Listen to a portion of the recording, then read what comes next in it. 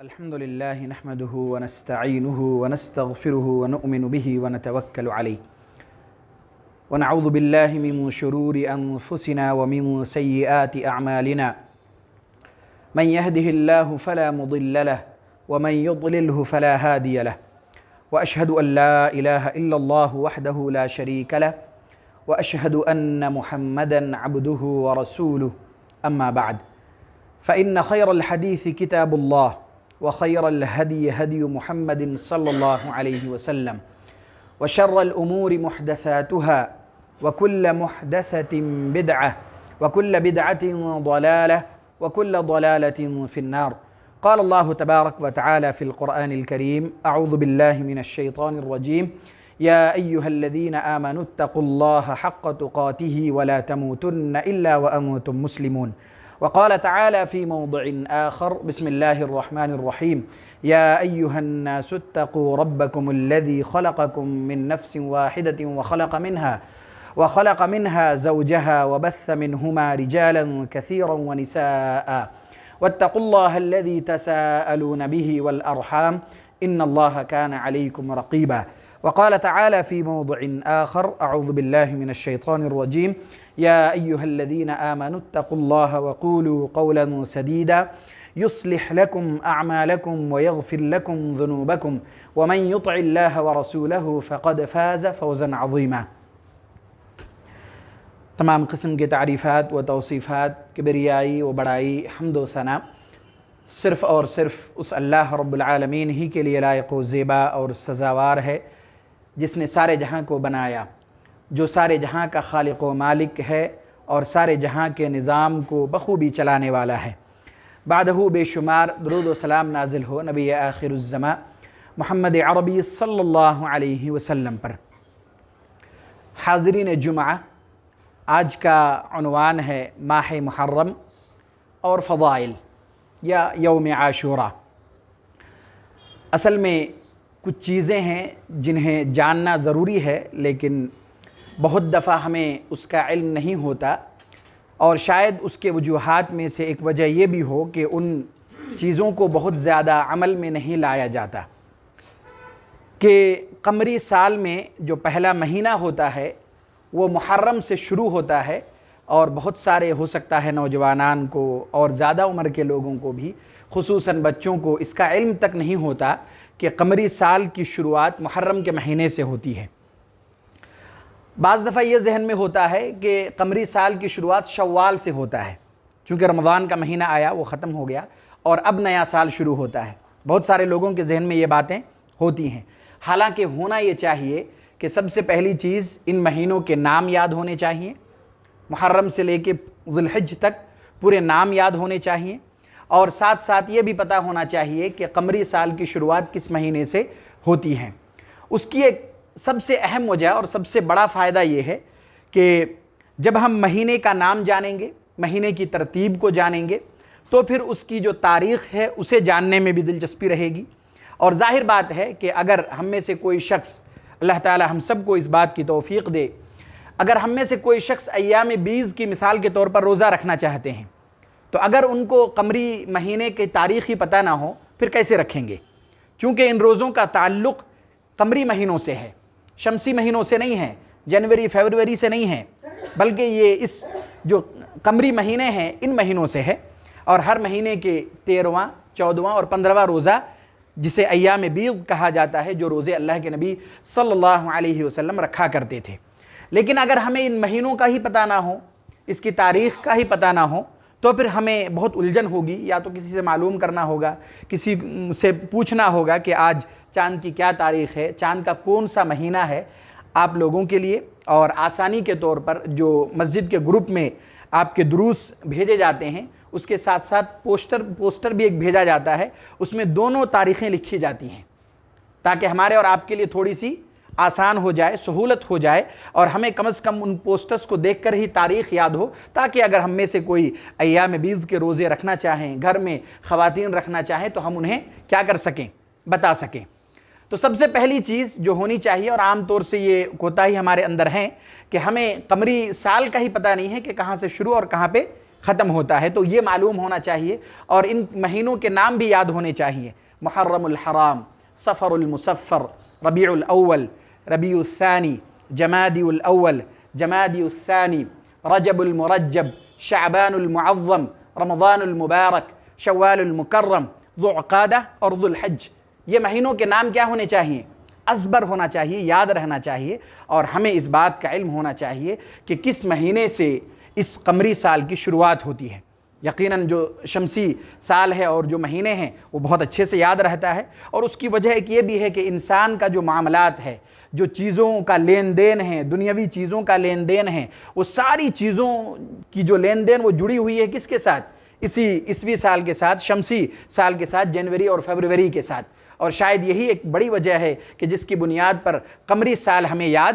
نہیں رہ رہے ہیں۔ ضرورت اس بات کی ہے کہ اس مہینوں کو بھی ہمیں یاد رکھنے کی ضرورت ہے، ان کی تاریخ کا بھی ہمیں پتہ ہونا چاہیے، تاکہ ہم اگر کچھ چیزیں ان مہینوں کے حساب سے کرنا چاہیں تو اسے اچھی طرح ہم کیا کر سکیں؟ انجام دے سکیں۔ اب آئیے، یہ عنوان اس وجہ سے بھی آپ کے سامنے رکھا گیا تاکہ کچھ فضیلتیں آپ کے سامنے اس مہینے کے تئیں رکھی جائیں، کچھ اہمیتوں کا ہمیں پتہ چلے، اور پھر ان مہینوں میں یا اس مہینے میں خصوصی طور پر، یعنی جو شروع ہونے والا ہے، آج 28واں تاریخ ہے ذو الحج کا، جو شروع ہونے والا ہے، محرم کا مہینہ نیا سال بھی ہے شمسی، اور اس مہینے کی اللہ کے نبی صلی اللہ علیہ وسلم نے فضیلتیں بھی بیان کی ہیں تاکہ ان فضیلتوں کو ہم جان سکیں، اور اس مہینے میں خصوصی طور پر ہمیں کیا کرنے چاہیے، انشاءاللہ آپ کے سامنے مختصر طور پر ترتیب وار کچھ فضیلتیں اور کرنے کے کچھ کام آپ کے سامنے بیان کیے جائیں گے۔ سب سے پہلے آئیے، اللہ تبارک و تعالیٰ نے سورہ توبہ میں یہ ارشاد فرمایا: ان عدت الشہور عند اللہ 12 شہرا فی کتاب اللہ یوم خلق السماوات والارض منها 4 حرم۔ اللہ تبارک و تعالیٰ نے یہ ارشاد فرمایا کہ مہینوں کی گنتی 12 ہے، یعنی سال کے 12 مہینے ہیں۔ اللہ تبارک و تعالیٰ نے قرآن میں اس بات کا ذکر فرمایا کہ سال کے 12 مہینے ہیں۔ ان عدت الشہور عند اللہ 12 شہرا فی کتاب اللہ، قرآن میں اللہ نے ذکر کیا اسے، اور کب سے ہے یہ؟ یوم خلق السماوات والارض، جب سے اللہ تبارک و تعالیٰ نے آسمان اور زمین کو بنایا۔ اس کی گنتی ہے اللہ تبارک و تعالیٰ نے بیان کر دی پہلے، اور یہ ترتیب کب سے چلی آ رہی ہے؟ جب سے اللہ تبارک و تعالیٰ نے یوم خلق السماوات والارض، آسمان اور زمین کو پیدا کیا۔ منہا 4 حرم، اللہ تبارک و تعالیٰ نے ان 12 مہینوں میں 4 مہینے بہت محترم رکھے ہیں، اس کی الگ فضیلت اللہ تبارک و تعالیٰ نے رکھی ہیں، اللہ کے نبی صلی اللہ علیہ وسلم نے بیان کی ہیں۔ ہم میں سے بہت کو شاید ہمیشہ ذہن میں نہ آنے کی وجہ سے یاد بھی نہ ہو کہ وہ 4 مہینے کون سے ہیں۔ ایک حدیث ہے جس حدیث سے اس بات کا وضاحت کے ساتھ علم ہوتا ہے کہ ان 12 مہینوں میں جو آپ کے سامنے ابھی نام بھی شمار کیے گئے، ان 12 مہینوں میں 4 مہینے ایسے ہیں کہ اللہ تبارک و تعالیٰ نے قرآن میں اس مہینے کی فضیلت بیان کی، اور یہ ارشاد فرمایا منہا 4 حرم، کہ ان میں سے 4 مہینے بہت محترم ہیں، حرمت والے مہینے ہیں۔ ذالک الدین القیم، اور یہی سیدھا دین ہے۔ فلا تظلموا فیہن انفسکم، تم ان دنوں میں یا اس مہینوں میں ظلم نہ کرو اپنے نفس پر۔ ایک بات یہاں رک کر سمجھ لیجئے کہ عمومی طور پر انسان کو اپنے آپ کو گناہوں سے بچانے اور خیر اور بھلائی کی طرف اپنے نفس کو اور اپنے آپ کو چلانے کی ضرورت ہے۔ چونکہ اللہ تبارک و تعالیٰ نے ان مہینوں کے تئیں قرآن کے اس آیت کے اس ٹکڑے میں بیان کیا کہ خصوصی طور پر ان مہینوں میں اپنے آپ کو، اپنے نفس کو ظلم کرنے سے بچاؤ، لوگوں کے ناحق قتل کرنے سے اپنے آپ کو بچاؤ، مال کھانے سے بچاؤ، اور دیگر جو ظلم انسان گناہ کے ذریعے سے اپنے نفس پر کرتا ہے اس سے اللہ تبارک و تعالیٰ نے منع فرمایا۔ اب آئیے کہ ان 4 مہینے یعنی جن حرمت والے مہینے ہیں، ان 4 مہینوں کا پتہ کیسے چلے گا؟ چونکہ قرآن میں اس کی وضاحت نہیں ہے، مہینوں کے نام کے ساتھ ان 4 مہینوں کی وضاحت قرآن میں موجود نہیں ہے۔ اجمالی طور پر اللہ تبارک و تعالیٰ نے اس آیت میں مہینوں کی گنتی اور حرمت والے مہینوں کے بارے میں ذکر فرمایا، اس کے شمار کو، کاؤنٹ کو بتا دیا، اور اللہ کے نبی صلی اللہ علیہ وسلم نے اس کی صراحت فرما دی۔ بخاری کی روایت ہے، حضرت ابو بکرہ رضی اللہ تعالیٰ عنہ سے روایت ہے کہ آپ صلی اللہ علیہ وسلم نے ارشاد فرمایا: السنۃ 12 شہرا، کہ سال کے 12 مہینے ہوتے ہیں۔ قرآن سے بھی پتہ چل گیا، یہ قرآن کی آیت سے بھی اس کا علم ہو گیا۔ آپ صلی اللہ علیہ وسلم نے مزید وضاحت کرتے ہوئے ارشاد فرمایا: السنۃ عشر شہرا کہ اس کے کتنے ہیں؟ اثنا عشر شہرا 12 مہینے ہیں، اور آگے ارشاد فرمایا منہا اربعۃ حرم، قرآن میں بھی اس کا ذکر ہے کہ ان میں سے، ان 12 مہینوں میں سے 4 مہینے یہ حرمت والے مہینے ہیں، اور اس کی ترتیب بیان کرتے ہوئے آپ صلی اللہ علیہ وسلم نے بیان فرمایا ثلاثۃ متوالیات، 3 مہینے ایسے ہیں جو پے در پہ ہیں، ایک کے بعد دوسرے لگاتار، یعنی بیچ میں گیپ نہیں ہے، تینوں مہینے لگاتار ہیں، اور وہ 3 مہینے کون سے ہیں اسے آگے اللہ تبارک و تعالیٰ نے بیان کرتے، اللہ کے نبی صلی اللہ علیہ وسلم نے بیان کرتے ہوئے ارشاد فرمایا ذو القعدہ، ذو الحج اور محرم، یہ 3 مہینے کیا ہیں؟ حرمت والے 4 مہینوں میں سے یہ 3 مہینے لگاتار ہیں، پے در پے ہیں، ان مہینوں کے درمیان کوئی دوسرے مہینے کے ذریعے سے گیپ نہیں ہے، پے در پے ہیں، اس لیے یاد رکھنا بھی کیا ہو جائے گا، بہت آسان ہوگا کہ اگر حرمت والے 4 مہینے کے نام یاد رکھنے ہوں تو قمری سال یاد کیجئے، اس کے آخری کے 2 مہینے اور سال کے شروعات کا 1 مہینہ جو لگاتار ہے، ذوالقعدہ اور ذوالحج اور محرم، یہ 3 مہینے، اور جو چوتھا مہینہ ہے اللہ کے نبی صلی اللہ علیہ وسلم نے ارشاد فرمایا وَرَجَبُ مُضَرْ الَّذِي بَيْنَ جُمَادَ وَشَعْبَان، ایک دم صراحت کر دی کہ جمادی الثانی اور شعبان کے بیچ میں جو مہینہ ہے وہ مہینہ ہے، اور وہ کون سا مہینہ ہوتا ہے؟ جمادی الثانی رجب المرجب، یہ جو رجب کا مہینہ ہے یہ چوتھا مہینہ ہے جو ان 12 مہینوں میں سے حرمت والا مہینہ ہے، فضیلت والا مہینہ ہے، جس کی فضیلت اللہ تبارک و تعالیٰ نے قرآن کریم میں بیان کی ہے۔ اس مہینے میں خصوصی طور پر اور عموماً پورے سال، پورے ایام، جتنی زندگی ہمیں اس دنیا میں ملے، ہر لمحہ اپنے آپ کو گناہوں سے بچانے کی ضرورت ہے۔ ایک حدیث آپ کے سامنے رکھی جاتی ہیں کہ کیوں اپنے آپ کو گناہوں سے بچانے کی ضرورت ہے۔ اس کی وجہ یہ ہے کہ جب آدمی گناہ کرتا ہے اور آدمی سے گناہ سرزد ہو جاتا ہے اور پھر وہ توبہ نہیں کرتا یا اس گناہ کو نہیں چھوڑتا، مسلسل اس گناہ میں لگا رہتا ہے، اور یہ بھی یاد رکھیے کہ جب آدمی پہلی مرتبہ کوئی گناہ کرتا ہے تو اسے فطری طور پر کچھ نہ کچھ احساس تو ہوتا ہے کہ شاید یہ گناہ یا یہ کام ہمیں نہیں کرنا چاہیے کیونکہ یہ خلاف شرع ہے۔ جس کے پاس بھی اللہ تبارک و تعالیٰ کی یہ نعمت موجود ہے، ایمان، جب بھی وہ پہلی دفعہ کوئی گناہ کا ارتکاب کرتا ہے فطری طور پر ان کے ذہن میں ضرور یہ بات آتی ہے کہ شاید نہیں کرنا چاہیے، لیکن یہ بھی یاد رکھیے کہ جب آدمی اس میں اصرار کرتا ہے اور اس گناہ کو بار بار کرتا ہے، دہراتا رہتا ہے، توبہ و استغفار نہیں کرتا، تو پھر چند دنوں کے بعد، چند مہینوں یا چند لمحوں کے بعد انہیں کوئی فرق ہی نہیں پڑتا اس گناہ سے جس گناہ کے کرنے سے پہلی دفعہ انہیں فرق پڑ رہا تھا۔ اس کی وجہ پتہ ہے کیوں؟ اللہ کے نبی صلی اللہ علیہ وسلم نے ایک حدیث میں اس کی صراحت کی ہے کہ آدمی جب گناہ کرتا ہے تو گناہ کی وجہ سے اس کے دل پر ایک سیاہ نقطہ پڑ جاتا ہے، اور جب آدمی اس گناہ کو چھوڑ کر توبہ و استغفار کرتا ہے تو اس سیاہ نقطے کو دھل دیا جاتا ہے، اسے صاف کر دیا جاتا ہے، دل کو صاف کر دیا جاتا ہے، اور اگر اس نے چھوڑا نہیں، اس گناہ کو کیا، اس پر اصرار کیا اور مزید کیا، تو اس کا دل ایسا سیاہ پڑ جاتا ہے کہ اس کے دل میں زنگ پڑ جاتا ہے، اور اسی زنگ کو اللہ تبارک و تعالیٰ نے سورہ مطففین میں بیان کیا اور یہ ارشاد فرمایا کلا بل ران علی قلوبہم ما کانوا یکسبون، کہ ہرگز نہیں بلکہ ان کے دل میں زنگ پڑے ہوئے ہیں اور یہ ان کے کرتوتوں کی وجہ سے ہے۔ ان کا دل جو سخت ہو گیا ہے، گناہوں کے کرنے پر کوئی فرق نہیں پڑ رہا، یا انہیں کوئی احساس نہیں ہو رہا ہے کہ یہ گناہ کا کام ہے، خلاف شرع چیزیں ہیں، ان سب چیزوں سے کوئی فرق نہیں پڑ رہا۔ کیوں؟ کیونکہ اتنے گناہ اس نے کیا کہ جس کی وجہ سے اس کے دل میں زنگ پڑ گیا اور اب کوئی فرق نہیں پڑتا۔ یہی وجہ ہے کہ ہم اور آپ دیکھتے ہوں گے، مشاہدہ کرتے ہوں گے، جو لوگ چوری کرتے ہیں، ظاہر بات ہے جب پہلی دفعہ انہوں نے چوری کی ہوگی تو کچھ نہ کچھ احساس تو ہوا ہوگا، لیکن جب اس کے وہ عادی ہو گئے تو پھر اسے وہ اپنی ٹیلنٹ سمجھتے ہیں اور وہ اسے اپنا کام سمجھتے ہیں۔ گناہ تو دور کی بات ہے، وہ یہ سمجھتے ہیں کہ زندگی گزارنا اور زندگی کی ضروریات کی تکمیل اسی چیز پر منحصر ہے، چنانچہ وہ چوریاں کرتا رہتا ہے۔ شراب پینے کی مثال لے لیجئے کہ جب پہلی دفعہ پیا ہوگا، اگر اس کے دل میں ذرہ برابر بھی ایمان رہے گا تو وہ ضرور سوچا ہوگا کہ نہیں، یہ تو حرام ہے، یہ تو قرآن و سنت کے خلاف ہے، شریعت کے خلاف ہے، لیکن جب وہ پینے لگا تو اب وہ پوری رات، پورا دن پی کر ہی پڑا رہتا ہے، اسے کوئی فرق نہیں پڑتا، بلکہ جب بھی اسے ہوش آتا ہے تو وہ اسی بات کے بارے میں سوچتا ہے کہ دوبارہ کیا کرے، وہ شراب نوشی کرے۔ اسی طرح دیگر اور چیزیں، دیگر جتنی گناہ ہے، سارے گناہ کو آپ اسی مثال پر قیاس کیجئے اور اسی مثال کے تئیں آپ سارے گناہوں کو سمجھیے کہ جب پہلی دفعہ آدمی کوئی گناہ کرتا ہے تو ضرور اسے اس بات کا احساس ہوتا ہے، لیکن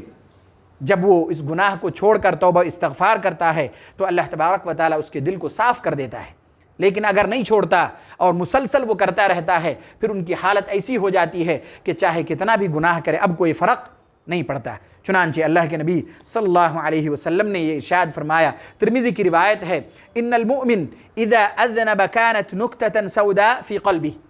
کہ جب ایک مومن گناہ کرتا ہے تو ایک سیاہ نقطہ اس کے دل میں کیا ہو جاتا ہے، پڑ جاتا ہے۔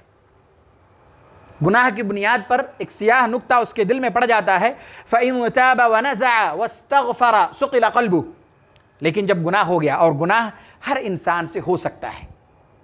گناہ کا ہو جانا کوئی بڑی بات نہیں ہے، گناہ کے بعد اس میں اکڑ جانا یا توبہ و استغفار نہ کرنا یہ سب سے بڑی عیب ہے، اور ہماری اور آپ کی سب سے بڑی غلطی ہے۔ قیامت کے دن جو سب سے زیادہ پچھتاوا ہوگا اسی بات پر ہوگا، گناہ تو ہوگا ہی انسان سے، اور گناہ انسان کرے گا ہی، لیکن اللہ کے پاس محبوب بندہ وہی ہے کہ گناہ کرنے کے بعد جو توبہ و استغفار کرے،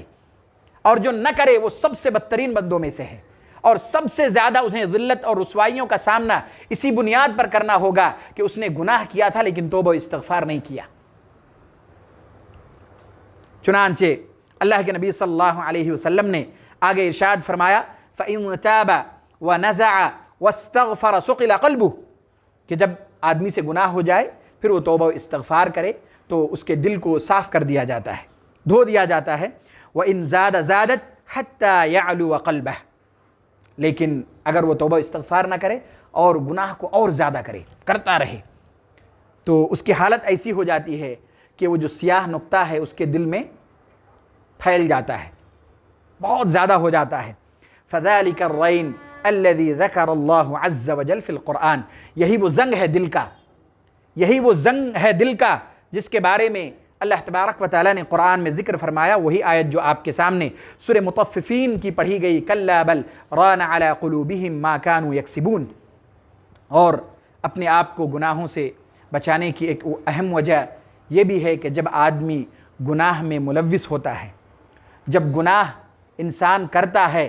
تو اللہ تبارک و تعالیٰ اس کی زندگی کو اجیرن بنا دیتا ہے، اس کی زندگی کو مشقت والی زندگی بنا دیتا ہے۔ ہر لمحہ، ہر موڑ میں انہیں پریشانیوں کا سامنا کرنا پڑتا ہے۔ جب آدمی گناہ کرے اور گناہ میں ملوث ہو تو اللہ نے یہ بات خود ارشاد فرمایا ہے کہ ہم انہیں ایک تنگ زندگی عطا کریں گے۔ اس سے پتہ چلا کہ اگر ہم نے گناہ کیا تو ہم تنگ زندگی سے بچ نہیں سکتے، یہ اللہ کا وعدہ ہے، اور اللہ نے اس بات کا اعلان کیا ہے قرآن میں۔ چنانچہ اللہ تبارک و تعالیٰ نے یہ ارشاد فرمایا سورہ طٰہٰ میں، وَمَنْ أَعْرَضَ عَنْ ذِكْرِي، کہ جو شخص میرے ذکر سے اعراض کرتے ہوئے زندگی گزاری، میرے احکامات کو بھلا دیا،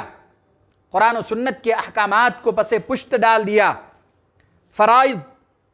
کا انہوں نے کوئی خیال نہیں کیا، تو اللہ تبارک و تعالیٰ نے آگے ارشاد فرمایا فَإِنَّ لَهُ مَعِيشَةً ضَنْكَ، تو ہم ان کے لیے ایک تنگ حال زندگی انہیں دیں گے۔ دنیا کے اندر پریشانیاں ہی پریشانیاں ہوں گی، اور یہ بات یاد رکھیے، مال و دولت کا ہو جانا پریشانیوں سے چھٹکارے کی وجہ نہیں ہے۔ بہت سارے لوگ ہیں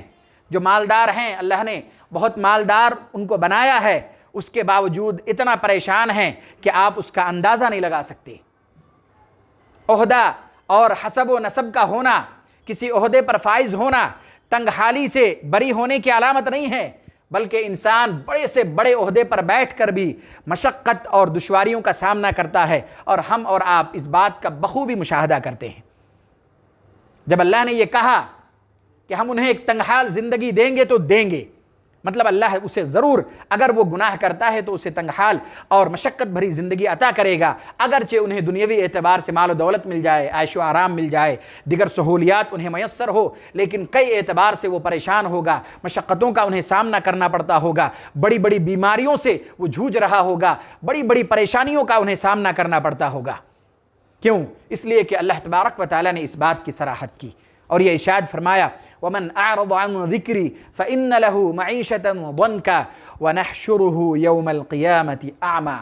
اور یہ تو بات ہوئی دنیاوی زندگی کی کہ اس نے گناہ کیا، خلاف شرع عمل کی، قرآن و سنت کے خلاف عمل کیا تو ہم نے انہیں تنگ حال زندگی عطا کر دی، اور قیامت کے دن کیا کرے گا؟ اللہ نے یہ ارشاد فرمایا وَنَحْشُرُهُ يَوْمَ الْقِيَامَةِ أَعْمَى،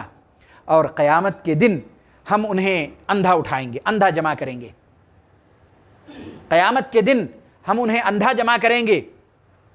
پھر وہ کہے گا قال رب لم حشرتنی اعمی وقد كنت بصیرا، پھر وہ کہے گا اے میرے رب ہمیں اندھا کیوں اٹھایا گیا؟ دنیا میں تو ہم دیکھ سکتے تھے، ہماری آنکھیں بہت اچھی تھی، چشمے تک نہیں لگے تھے، پھر ہمیں قیامت کے دن اندھا کیوں اٹھایا گیا؟ پھر اللہ تبارک و تعالی اس وقت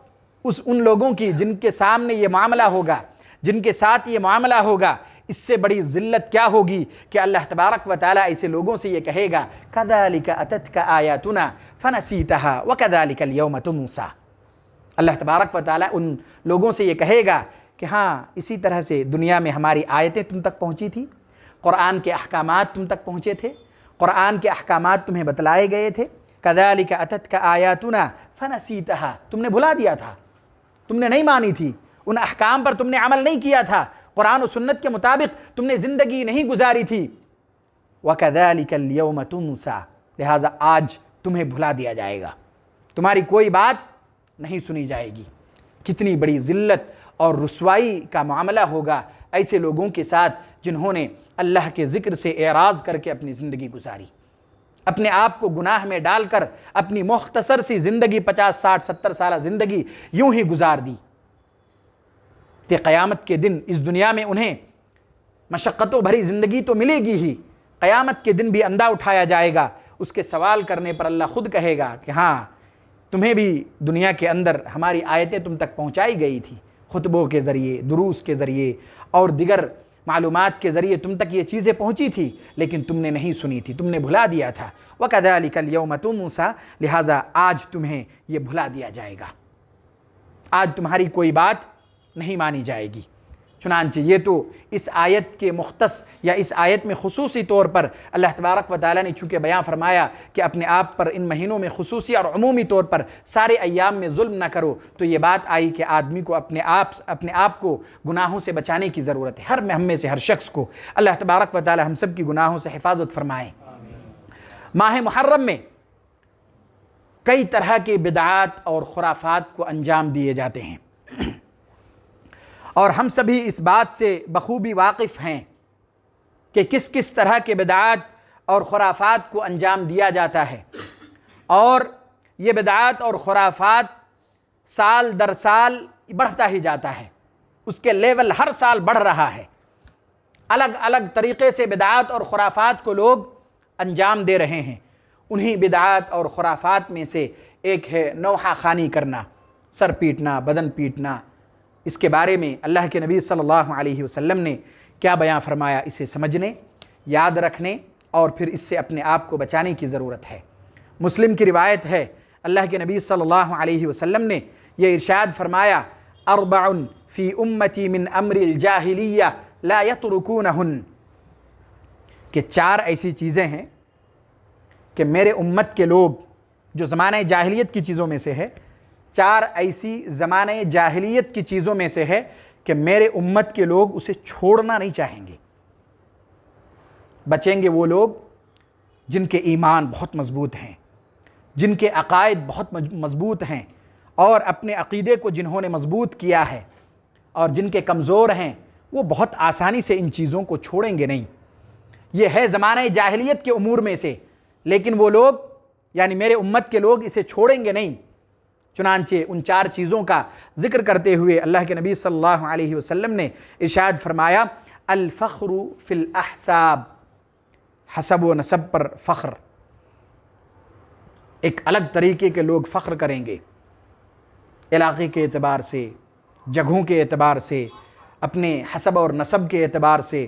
ایک الگ طریقے کا فخر ہوگا، خاندانی فخر ہوگا، جبکہ اس کی کوئی شریعت میں حیثیت نہیں ہے۔ لوگ اس بات پر فخر کریں گے کہ ہم فلاں جگہ کے رہنے والے ہیں، ہم فلاں خاندان سے تعلق رکھنے والے ہیں، ہمارا حسب و نسب فلاں ہیں۔ اللہ کے پاس اس کی کوئی حیثیت نہیں ہے، اور اللہ کے نبی صلی اللہ علیہ وسلم نے یہ ارشاد فرمایا کہ یہ چیز جاہلیت کے امور میں سے ایک امر ہے، اور میرے امت کے لوگوں میں بھی یہ پائی جائے گی، آسانی سے لوگ اسے چھوڑیں گے نہیں۔ اور آپ ان چیزوں کو دیکھتے ہیں، لوگوں کے اندر عصبیت کا مشاہدہ ہم کرتے ہیں، شہروں میں دیکھتے ہیں کہ دوسرے شہر کے لوگوں کو الگ الگ طریقوں سے دیکھے جاتے ہیں، ان کے ساتھ الگ الگ معاملات کیے جاتے ہیں، ملکوں میں الگ الگ معاملات کیے جاتے ہیں، ہر جگہ یہ چیزیں پھیلی ہیں، اور شریعت میں اس کی کوئی حیثیت نہیں ہے، اور یہ زمانے جاہلیت کی چیزوں میں سے ایک ہے۔ دوسری چیز، اللہ کے نبی صلی اللہ علیہ وسلم نے یہ ارشاد فرمایا وَالطَّعْنُ فِي الْأَنْسَابِ، کسی کے نسب پر لعن طعن کیے جائیں گے، ایسا خاندان ہے، فلاں ہیں، ایسے ہیں لوگ، اس طرح سے لعن طعن کیے جائیں گے، جبکہ اس کی بھی کوئی حیثیت نہیں ہے۔ ہر بندے کا مقام اور مرتبہ اس کے حسب و نسب کی بنیاد پر طے نہیں ہوگا، بلکہ اس کا مقام اور مرتبہ اللہ کے پاس تقوی اور پرہیزگاری کے بنیاد پر ہوگا۔ چاہے ان کا حسب و نسب بہت اچھا ہی ہو یا بہت خراب ہو، اس سے فرق نہیں پڑے گا ہم میں سے کسی بھی ایک فرد کو۔ اللہ کے پاس جو مقام و مرتبہ طے ہوگا وہ تقوی اور پرہیزگاری کی بنیاد پر ہوگا۔ اس کے بعد تیسری چیز اللہ کے نبی صلی اللہ علیہ وسلم نے بیان فرمایا وَالْإِسْتِسْقَاءُ بِالنُّجُومِ، لوگ ستاروں کے ذریعے سے اپنے فیوچر کو، اپنی چیزوں کو جاننے کی کوشش کریں گے، پانی مانگنے کی، تلاشنے کی کوشش کریں گے۔ آپ اسے یوں سمجھیے کہ اس کو انگلش میں شاید ایسٹرولوجی بولتے ہیں یا کچھ بولتے ہیں، جو اپنے آگے کی چیزوں کو جاننا چاہتے ہیں کہ اس کی لائف میں کیا ہوگا، ان کو جاب کہاں ملے گی، کتنی آسانیاں ہوگی، یہ ساری چیزیں اس میں آتی ہیں، الاستسقاء بالنجوم۔ اور یہ چیزیں بھی ایمان والے جو اپنے آپ کو کہتے ہیں ان کے عقائد میں بھی پائی جاتی ہیں۔ جن کے عقیدے مضبوط نہیں ہیں، جن کے عقیدے درست نہیں ہیں، اس طرح کی چیزیں بھی ان کے اندر پائی جائیں گی کہ اللہ کے علاوہ دیگر چیزوں سے اپنی ضروریات کے تکمیل کی وہ خواہش رکھیں گے یا امید لگائے رکھیں گے۔ چوتھی چیز جو اس عنوان کے تحت بھی ہے، اللہ کے نبی صلی اللہ علیہ وسلم نے ارشاد فرمایا والنیاحہ، اور نوحہ خوانی، کہ کسی کے کوئی پیارے چلے جانے کے بعد نوحہ خوانی کرنا، سر پیٹنا، دھاڑے مار مار کر رونا، اس طرح کی چیزیں اس امت میں پائی جائیں گی، پائی جاتی ہیں، اور یہ بدعات اور خرافات اس مہینے میں، یعنی جو محرم کا مہینہ ہے، اس میں خصوصی طور پر اسے انجام دیا جاتا ہے۔ اس کی وعید بھی آگے سن لیجئے، اللہ کے نبی صلی اللہ علیہ وسلم نے آگے ارشاد فرمایا النائحة اذا لم تتب قبل موتها تقام يوم القيامة وعليه سربال من قطران ودرع من جرب، کہ جو لوگ نوحہ خوانی جو عورتیں کرتی ہیں، اگر اس نے اپنی موت سے پہلے توبہ نہ کی تو اللہ تبارک و تعالیٰ اسے ایک تارکول کا کیا کرے گا،